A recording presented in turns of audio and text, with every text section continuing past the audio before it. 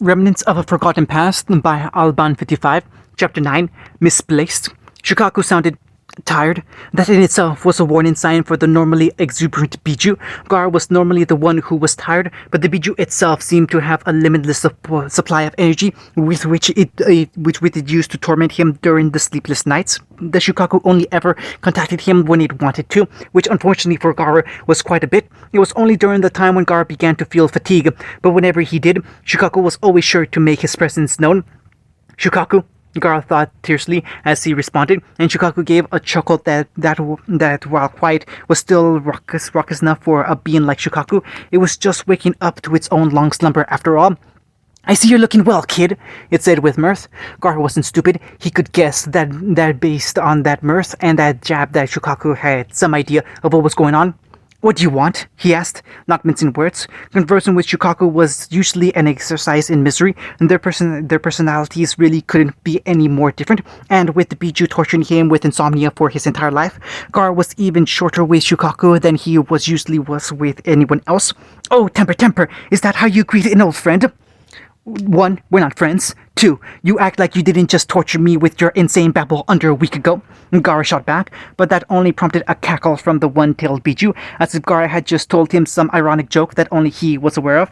"Come on, I just wanted to tell you what happened. You're probably curious to where you are, right?"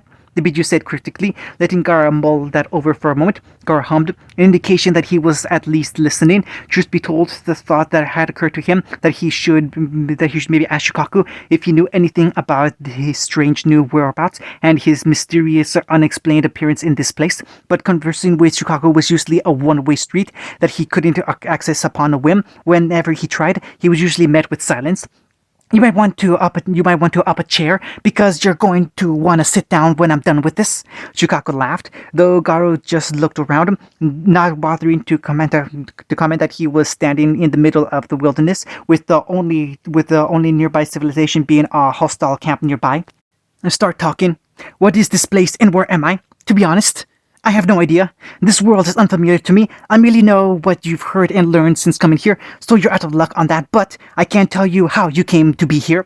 Something sunk in the pit of Gara's stomach. He knew he wouldn't like what he was about to be told, but how did Shukaku know what was happening in the first place? Unless... "Are you aware of the organization Akatsuki?" The name rang a bell to Gara, but he couldn't place it entirely. "Long story short, the Akatsuki were after me and all of my kind, and all like me, rogue ninjas that wanted to capture the jinchuriki for their own purposes. That is, you, that blonde kid that knocked the hate out of you, and all the others from the various hidden villages. There's a whole long conspiracy of why they do what they do, and their leadership has history with me and all the other Biju involving our origins that you ninja only regard as legend. I wouldn't get into details about the long story, but they were a threat to us, to the point where we wanted to make sure they wouldn't succeed." Shukaku trailed off. "So long ago, we all decided a failsafe in case something like this ever happened. A way to protect our jinchuriki and ourselves from the Akatsuki leadership or anyone who decided to call upon us. We encased your bodies in a special jutsu that no one could dispel or break, put you to sleep, and then put ourselves to sleep to all lie dormant together. Our dedication indicates that this is a whole new world, completely separate from our own, or an undiscovered land mass far away from the element nations. It is neither. We are in the future." Gar was silent, as he became numb and lost all perception of the world around him. Even Shukaku could feel the cold anger Gara directed his way. The Ichibi Jinchuriki had been prepared to keep his hopes and expectations down in the meantime while he tried to return home, but the latest revelation took any and all wind out of his sails when it came to returning back. Physical travel was no concern, and if he crossed the borders between dimensions, there might have been a way to get back considering he had arrived in the first place, but the mere passing of time left little hope. "You mean to tell me that because of your asinine plan to protect your own kind, you pulled me away from my family mere months after I had started to understand what love meant?" he spat in his mind. Shukaku was awkwardly silent. Gar shouldn't have been so upset and surprised Shukaku was behind all this. His Biju had ruined his life in more ways than one before. What was adding one more selfish screw-up to the equation? Gar stared ahead across the ledge he was standing on, his body rigid. Slowly, he reached both hands up to his face and began to rub his temples, trying to still his storming mind. How long were we asleep anyway? I doubt it was anything short. This place looks nothing like the elemental countries. There are no remnants of our geography or culture anywhere. I don't know. For the first time Gaara had ever heard, Shukaku didn't sound confident or in charge. In fact, he seemed slightly cowed by Gaara's words, unusual for the beast that Gaara had come to regard to be nothing more than a selfish prick over the years. It wouldn't have been the first time Gaara had expressed his hatred and anger at Shukaku. Shukaku kept him awake and often mocked him, and Gaara would always return it with anger and spades. The relationship they had between Biju and Jinchuriki was strained at best, not at all like the one some of the others who had managed to tame the Biju had, but the hatred was directed back at Gaara, back at Shukaku never seemed this poignant. It was coming from a different place than normal, being more righteous anger rather than a display of hatred caused by the grudge he had with this Biju. Gaara sat down on the forced floor, forcing his anger to quell into a lower simmer, and he ran a hand through his red hair, touching the tattoo he had given himself all those years ago. Tamari, Kankuro. If he was in the distant future, they were long dead. Had they lived fulfilling lives, it wasn't hard to figure out that they would have never figured out the circumstances regarding his dormancy. He had woken up deep underground, but that was obviously because of the passing of time. Had they kept him on display in Sunam, working tirelessly to try and dispel the jutsu to no avail? Gar hoped that wasn't the case. Even if he had ended up in another dimension, he could have taken solace in the fact that they were alive somewhere. He stilled his breathing. Chicago was thankfully giving him a moment's peace, while the boy with little emotions trying to deal with his loss. It was like nothing he had experienced in years, not since the death of Yashimura that had forced his infamous identity crisis. "You all right, kid?" Shukaku asked. The Biju didn't consider these hosts as completely human. The ceiling had affected them in little ways that meant that they weren't quite the same species, but there was more than enough human in them that one could foresee this type of reaction from them after what they just put them through. Jinchuriki definitely had the same physical capacities. Other than the overwhelming feeling of grief, Gaara's new direction came far more clear. Chasing after a return home, no matter how much it stung, was the fool's errand. "I will have to come to terms that I will never see my siblings ever again," he said. His words seemed to indicate that he was ready to move on, but his tone was cold and accusatory towards Shukaku. In his mind, Gaara knew that he would probably never accept this new place and never stop resenting Shukaku in some way, but getting an airship to return home was now suddenly a moot point, as well as finding information about the elemental countries. Meanwhile, that there was no purpose to his existence here. What was left, he could end up trying to follow that crow character. But did he really want to go to that little island? By going to that island, he could start anew and eke out another existence and move on from his old lifestyle and time. It was an invitation, but it came from an obnoxious drunk who had attacked him in broad daylight and only really had interest in him because of his fighting potential. His other option was one that opened upon Shukaku's revelation. The elemental countries may be gone to the midst of time, but he was not the only one preserved for the future. If what Shukaku said was true, the other ancient jinchuriki should have undergone what he went through. 7 of them he did not know personally. Naruto's here somewhere, and so are other jinchuriki. I wonder. In case you're wondering, no, I don't know where they are. You have to figure that one out on your own, kid. Gaara made a mental note that it might be time to search out the island of Patch, but if he was going to be stuck in this place, then he should consider all options on how to make a living. That would mean going back to life as a weapon. No matter how much he missed his siblings, the world of Remnant represented a fresh start for the Shukaku Jinchuriki. He wouldn't have to be labeled as a monster. The people of the world never had to know. He could travel to Patch and resume the combat style, or he could travel to the capital city of Vale and try to live out a life in peace. But either way, he would never truly leave everything behind. No matter what, on the side he would always be working towards finding the other Jinchuriki, and most importantly Naruto. He would follow Crow's instructions first in trying to find this island and the Huntsman Academy apparently located on it. Who even knew if enrolling in a school would be his calling card, but it couldn't hurt to check out the place. Naruto picked up a wagon wheel that had fallen off its spoke, eyeing it curiously as one of the relics that had been left behind when virtually every member of the Clover Troop abandoned ship. Kaselyuk may have been gone, save for its very few survivors, but Naruto had promised to return to the campsite of the Clover Troop when the battle was all over. He had to let those faunus out of their cages. After all, he had left Arslan with Neptune in the meantime. He was slightly wary of doing so with 3 days there, but he doubted she would harm a hair on the girl's head. She still seemed to be in shock as well, and maybe Arslan being there had quelled her violent nature a bit. The site of the Clover Troop was of course deserted. It was hard to believe that there had been people working there earlier that day as they prepared to attack an innocent village, but it was also hard to believe that the pile of rubble over there had been a town mere hours ago. The sound of movement and vocalization indicated that there was still life, if only because of the faunus that had been left behind. No one, not a single circus worker, had set fit to go back and release them from their cages. There came a screeching of old rusty metal coming from the open doors of the grim cages, and they swung back and forth in the wind. The fabric of the big tent also fluttered in the humid wind, but as Naruto approached, all eyes were on him.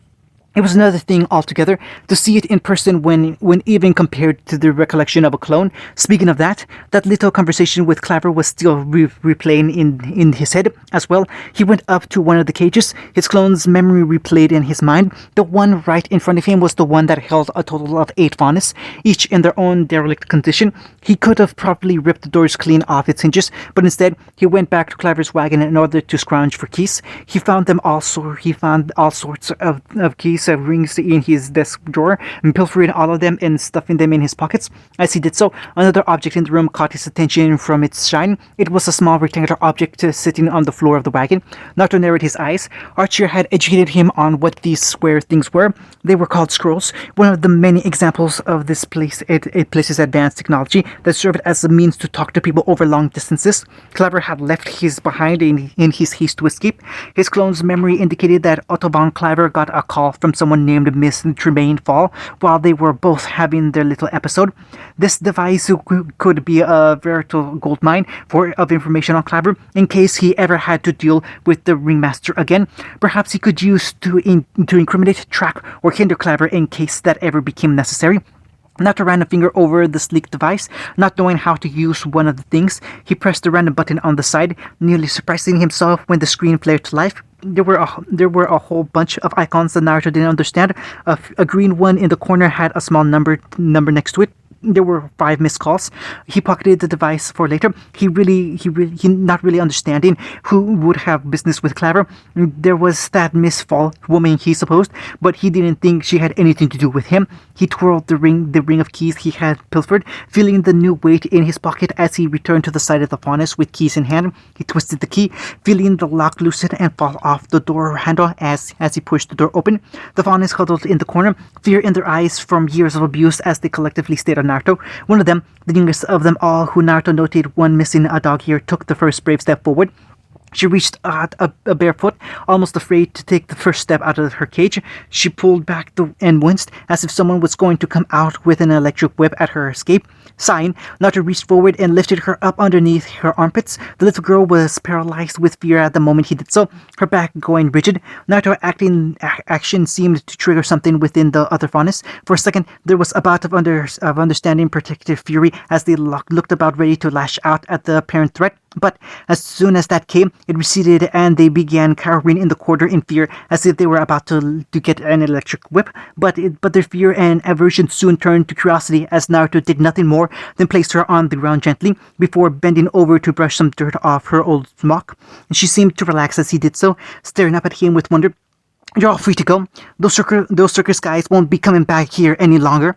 The other faunus seemed to get a little more comfortable at his presence and began making their way out their cages, holding a similar look of wonder to the little dog girl.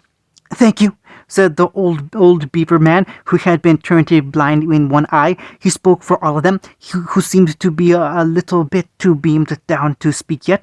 One by one, Naruto went to the other faunus cages and unlocked them. The process going a bit easier this time due to the first group assuring the others that Naruto meant no harm. In total, there were about 50 faunus in total freed from his cages. If Naruto head counted was anything to go by, all of them were in terrible condition, dirty, near emaciated, mutilated and often missing body parts or part of their animal traits.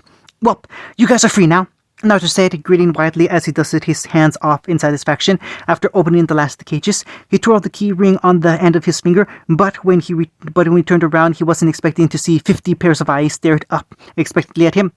Where are we supposed to go? One female fauness asked weakly, her voice croaky from an extended period of disuse. Naruto bit his lip. He freed the fauness, but in his mind, helping people was a lot simpler.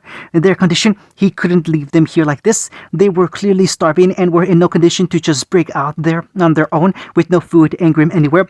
So many eyes on him. It was slightly unnerving when you realized how much these people were relying on him. Freeing them from their confines wasn't the end of it, and with him the one to do so, he had taken the unspoken responsibility of caring for their well-being. It was almost nightfall when Naruto returned to the site where Kataryuki once stood. The battlefield wasn't as packed as it should have due to Grim leaving no traces upon being killed, but that didn't make it less hideous, as the blood and entrails of those who had fought were littered all over the place. Smoke was rising up in a plume from the center of the village, but only from a small campfire that had been built by the survivors while Naruto was away. Neptune, Arslan, and Flides should have all been there, and Naruto and the freed fauness snuck quietly into the village. No one fauness would dare break off from the group at this point to venture out into the woods on their own, but when they made it back to the ruins of Kataryuki, some of them began to mingle with the survivors. They must have been used to the cold of nights in these swamps as they break off into smaller groups and gravitated towards the fires that the survivors built. Naruto regarded them. His relationship with the fauness seemed to be that they were looking towards him for guidance, but they broke off from him easily enough that Naruto was given some relief instead of having to look after 50 broken fauness.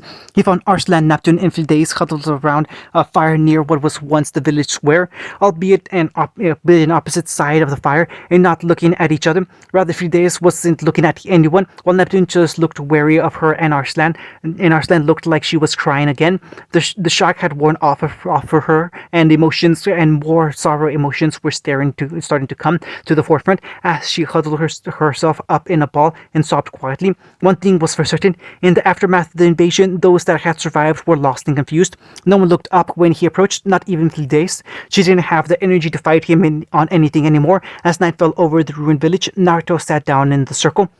They were a motley crew: a village warrior with a nasty streak, a circus worker from the ones who had attacked them in the first place, the late village chieftain's daughter, and a displaced blonde who had no home here to begin with. Seemingly none of their goals would ever align. Neptune, what do you plan to do now? Naruto asked. I don't have anywhere to go. I kind of have this dream, but it's never been something I've been able to follow while working for the circus. Not that things had calmed down. This was the time to get to know Neptune. About that, why were you even traveling with those guys if you weren't even comfortable with the things that they did? Naruto asked, and even Flides perked up from her trance, if only slightly.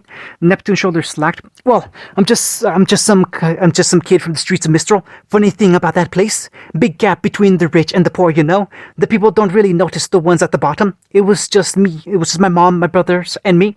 Oh, so if you have family, why are you out here? Naruto asked what appeared to be a burning question, because Neptune's dam broke after that. Because I'm the unfavored middle brother, that's why. Clever doesn't just go around attacking villages outside the kingdom to get his employees. He goes into the walls themselves and recruits any way he can. We nearly lost the house, four of us underneath that tiny roof with barely any food. So my mom took the easy way out and gave me up to the circus. So here I am. But it wasn't all bad. These clothes are so much more cleaner and comfortable than what I'm used to. And I was well fed. We were all well fed. All three of the others at the fire stared at him. Your own mother sold you? Naruto asked incredulously. Yeah, we never had the best relationship. Mom always resented all of us anyway. She never had much money anyway, and now she has to split it between 3 boys. But I was the unfavorite, and the one she sold off because she preferred me the least. I can't go back to them. I don't even know if she's alive. I stole her only means of defense out of spite after I was sold to the circus, Neptune said, looking at his weapon. If I ever get out of the Clover Troop, I decided I was going to apply for a Huntsman Academy. If I can achieve that, I'll never have to be controlled by anyone ever again. I can be free to do what I want and never have to worry about money ever again. Arslan was listening intently, poking her head out from her slumped form and eyeing Neptune with red, tear-stained eyes. The thought of joining an academy like Sanctum had never occurred to her before, but protecting humanity, she could see herself doing that if it meant preventing more disasters like what had happened to her home village. It's just, Neptune continued, even getting into one of the primary huntsman schools is hard. They have a rigorous entrance exam. Most of the applicants come from a combat background or were born into a rich or noble family that pulls some strings. I don't have either of those things. So, I guess from here on out, I'm going back to Mistral, and I'm going to take that entrance exam when I turn 13. So, I have only about a year to get as strong as I can possibly be to pass that test. Neptune grinned at him. The boy had seemed nothing more than a weak-willed kid when he was out on the battlefield. If he could get to Mistral and make something of himself then. What about you, Naruto? What do you plan on doing now? Naruto sat cross-legged, pondering the question, what to do indeed. He still had no idea on how he had gotten here, or how he was going to get back. In a twisted sort of way, Catalyx's destruction had forced his mind to get back on track with priorities. He had been spending too much time in the village, and his mind had been on protecting it from the grim invasion and the threat of the Clover Troop. I don't know. I suppose I knew I wasn't going to stay here forever. I needed to move on sooner or later, but I'm still completely lost. I want to get back home. You could always come with me. I could use the company, Neptune replied. Naruto stared at the ground for a moment, mulling over his options. Neptune probably seemed needed all the help he could get to get accepted into the school. Naruto supposed he could help him with training when they had the free time. He would be going to Mistral, where he didn't even know if that held the answers he sought. Hell, he couldn't even comprehend the questions to ask about his predicament, but it was better than sticking around in this hole and getting nothing done, or worse, constantly attracting Grim. With the capital walls, he shouldn't really have the problem he's been having out in the wild. Naruto held out his hand, smiling at Neptune. All right, we'll travel together, he said, while Neptune smiled back at him and sealed their agreement with a firm handshake. As Neptune and Naruto held their conversation, one person who was paying enraptured attention was sitting off their left, poking her head out of the ball she had curled up into. This did not go unnoticed by the only adult among the group, Arslan. When you are rested up, we're leaving. Flidais suddenly piped up. The three kids around the fire jolted to attention, particularly the girl Flidais was addressing. Oh, what? Leaving for where? Arslan asked. We need to take refuge in the next village over. Your father may be dead, but I'll be damned if I left his only child be left unsupervised in grim territory, and I will not let you fall in with the wrong crowd. Flidais growled at that last part. I see you freed those faunus monsters, the lot of them. I saw their condition the moment you came back. Now, how hard they treat them that way, for they see it. I'll take all of them off your hands. If you're going to take that brat to Mistral, then don't either them or Arslan associate with someone with ties to that blasted circus. It was funny how this insufferable woman was mingling around them when just earlier that day she had been so inclined to attack him out of nowhere. She refused to apologize for any of it, and probably the only reason she wasn't attacking them now was because Arslan was in their presence. Naruto directed a glare at her, which he had been doing quite a bit of ever since they met. Alright, fine. You take care of them. It was getting to be a bit overwhelming anyway. I don't even know what to do anyway. Do we even have any food? They're starving. Flidais gave a hollow laugh. Food? We don't have food. We don't have anything now. She spat out at him as if she were blaming him, which she in fact probably was. Out of the frying pan and into the fire. They're hardly equipped to deal with the world out here. I'd be surprised if even half of them survive the trek to the next village we can find. Naruto looked bothered as Flidais took one final look at him, grabbing Arslan's wrist roughly and dragging her new charge away to go round up the other faunus. The lion girl twisted her head around and stared at Naruto with a mixed expression. He stared back. She had been acting strange for a few minutes now. He honestly expected her to still be mourning the death of her father, and she probably was, but Naruto and Neptune's conversation had seemingly left her mystified, and it was like someone rained on her parade at the moment Flidais decided to make her presence known as Arslan's apparent legal guardian. Did they even interact much? Naruto hadn't seen that during his short stay. It just seemed that Flidais was grateful to Archer for taking her in, but there was no indication that Flidais and Arslan were even close. In fact, it was just the opposite. He put his head back down and thought of the faunus. He had gotten too engrossed to the way the Clover Troop had treated them, but was there such a thing as a misplaced rescue? Surely it wasn't all right to leave them rotting in that cage. But the alternative, how many would succumb to disease and famine before they could get help? Naruto tucked his bottom lip into his mouth, and for a moment that was gone as quick as it came. He felt doubt. End of chapter 9.